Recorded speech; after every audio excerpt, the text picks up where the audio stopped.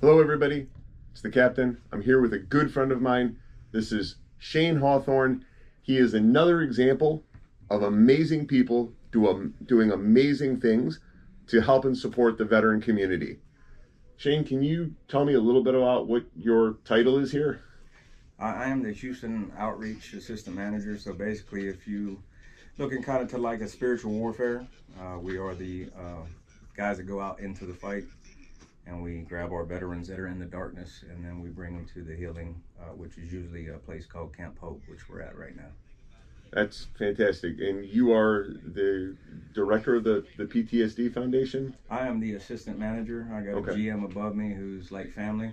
So we're out right now we're out in Tomball, and that's our new location for groups, aftercare, pre-care, and event center as well. So we're going to do a grand opening on April 9th, but we haven't kicked off yet. So we used to work right here, and then we got a new place for us to where we can at least get the guys some camaraderie still, be close to the networking resource center for the guys.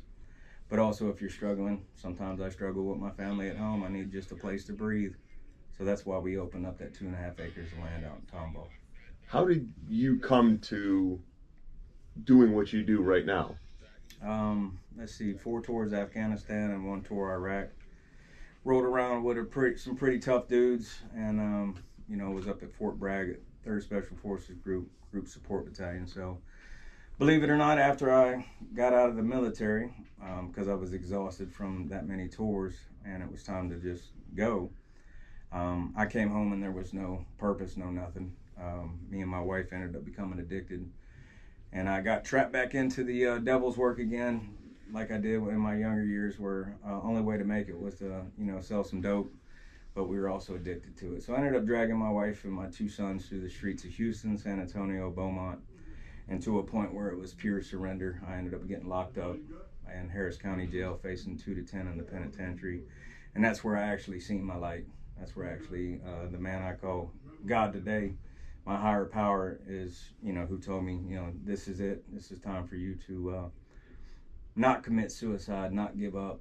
You have many of people coming behind you, and it's time to lead the way. He actually talked to me in my grandfather's voice, which is a 5'7", 145-pound Korean Marine war vet who those proverbs were kicking in my brain even in a time of darkness. So, it was time to get right, and it was time to do what we do now, and it's not quit, but also show a lot of people the love and compassion that I had got when I got here, and it's to really stop that stat of 22 a day.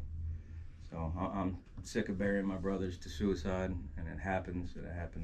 22 veterans are committing suicide a day, but that's just a number. There's probably more than that, I believe. That's just what's registered through the VA. So there's a lot of that happening, but it's to explain to them, like we're doing tonight. It's to let them know that we didn't fight for nothing. Now, you mentioned tonight, and just for everybody, we're going to have an opportunity to be a part of something pretty amazing. What is tonight? Tonight is actually, yeah, it's taking those gifts that I was donated, I was talking about earlier, and it's not just about me, but it's about getting the opportunity to the local Afghani community that is suffering and always has been suffering for a long time, to just give back a little bit and get some closure. Because 4 tours over there, you see some bad things and you do some bad things to bad people, but the local community, which is far behind us in a technology world, but watching them suffer, and then this happens, and they're down here in South Houston. It's a must that we go face to face and let them know, we did all we could, and we're here to still continue to fight and still help you, and just give back. And it's just a little small token of in our heart what we were donated to donate to them. So it's going to be some really eye-opening things for us, but also some closure, and just some gifts and personal hygiene kits and blankets. It's just something to give, and we're all about giving back to the community. So, basic human care necessities. Yes, sir. Sounds really powerful. I'll probably cry. I'll probably be right there next to you. Yeah, so if I start blubbering, you're gonna just kick me in the rear and tell me, come on, tighten your lip up. I don't know that I would ever do that, but So, so this is an amazing facility, and this is just a part of some of the amazing things that you're tied to in the community, in the Tomball Spring, Houston area community. What's the big picture here? I mean, you mentioned, you know, collecting the brothers that need help and services, but how far does that really extend? I mean, you invited us to come and join you and a lot of your brethren for a fight night, you know, Right. when we got into town. Yes, sir. So, you know, and that was over at the food bank. Right.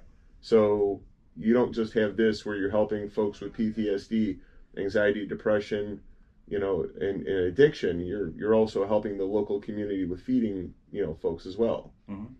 So can you elaborate? Tell me more about the community. It's kind of how I got here. I mean, homeless on the streets for that many years, suffering like that. I thank God and my beliefs, I was able to put me through that to see, because I was really arrogant and prideful, and I had to see in that painful of a way to watch my wife and kids starve almost to death in front of me. So a lot of times I would go and I would hike maybe 12, 15 miles to get to a food pantry to get food, and I wouldn't have the right paperwork and they'd boot me out. So I'd show up to my wife and kids and wouldn't have nothing. So my heart goes to the homeless, because they're really a lot of mental health, a lot of drug addiction, and just because you're a drug addict don't mean you're a detriment to society and you're a bad person. There's some things, some underlying issues that cause that. But it's also, I took so many years of my life that I'm able to, in my weaknesses and my flaws and my experience in life, I'm able to take my kids and take, you know, it's part of my recovery to go to the community and give back, even in the darkest hour, under the bridge, go talk to you. Because when I was on the streets, I just wanted somebody to talk to, or listen to me, because I was hurting inside. And that's what happens to us, is we have this darkness that overcomes us, and I really just needed to step out there and give back in my uncomfortableness. It has helped me grow beyond belief, because people are actually my trigger. But in order to get better, I have to get out there and get uncomfortable and be around people. If not, then I'm going to be reclused. Isolation causes that. So everything from giving food to UFC fight night at my church in the Abundant Harvest Kitchen, to just going out and talking to people, to pulling a veteran out of the trap house, to being able to talk a veteran down from suicide, which we all do, which the whole team does, which is a true blessing, because then we can get him here. Sometimes it doesn't work. You know, it takes some people 4 times going through this program to work.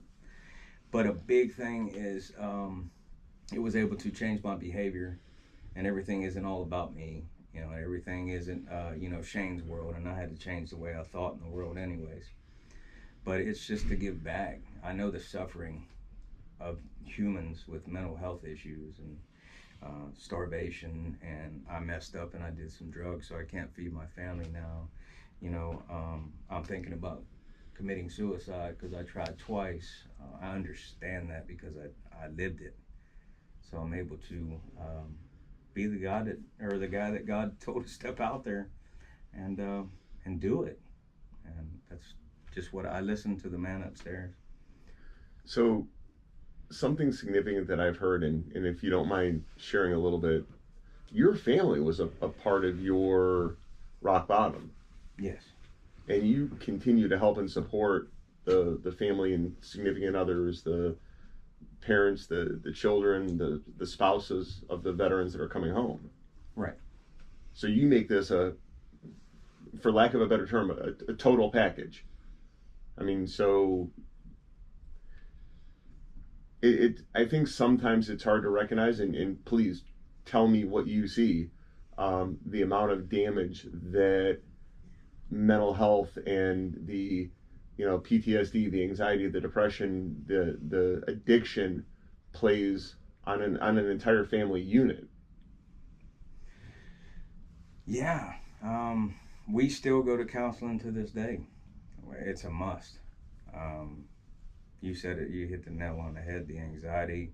I deal with anxiety, hypervigilance, paranoia, and then once those three kick in, then my safety mechanism is anger.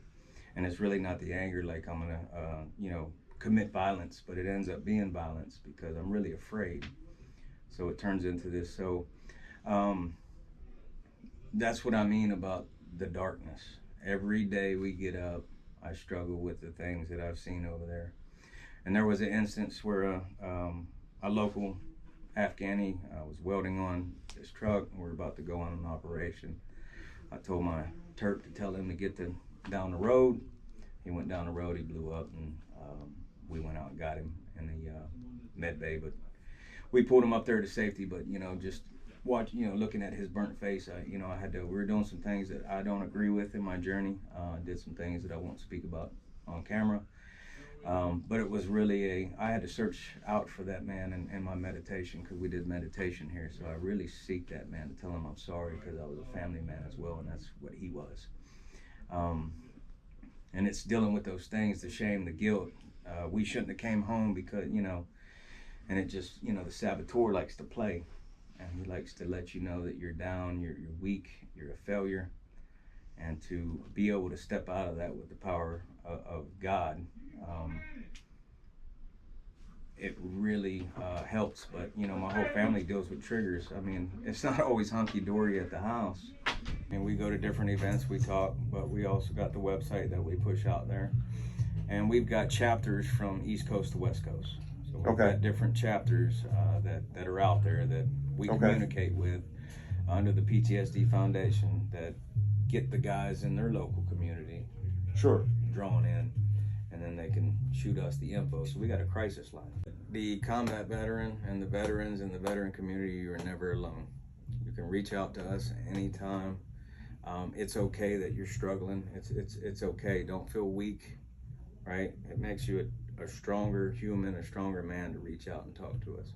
So my biggest thing is never alone, because we don't have to be alone. So we're here 24/7. We're here every day, all day.